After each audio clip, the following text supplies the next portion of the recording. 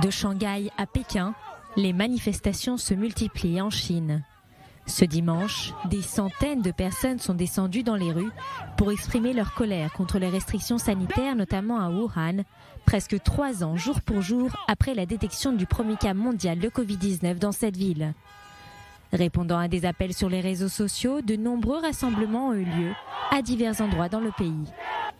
À Shanghai, des centaines de personnes ont brandi des feuilles de papier blanc, devenues un symbole de protestation contre la censure. La foule a aussitôt été dispersée par la police.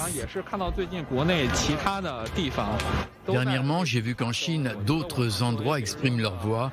Je pense qu'en tant qu'habitants de Pékin ou en tant que jeunes, nous devrions sortir et exprimer notre voix pour nos droits.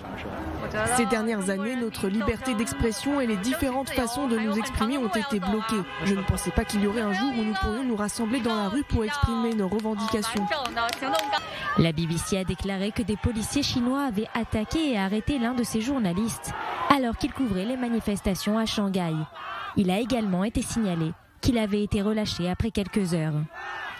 Les responsables chinois ont prétendu que le journaliste Ed Lawrence avait été détenu pour son propre bien, car il aurait pu être contaminé par le Covid-19 au contact de la foule, une explication peu crédible selon la BBC.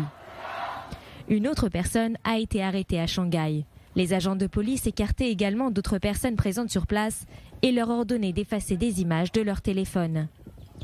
Des vidéos sur les réseaux sociaux ont montré une importante veillée à l'Institut de communication dans l'Est de la Chine, où les manifestants brandissaient également des feuilles de papier blanc.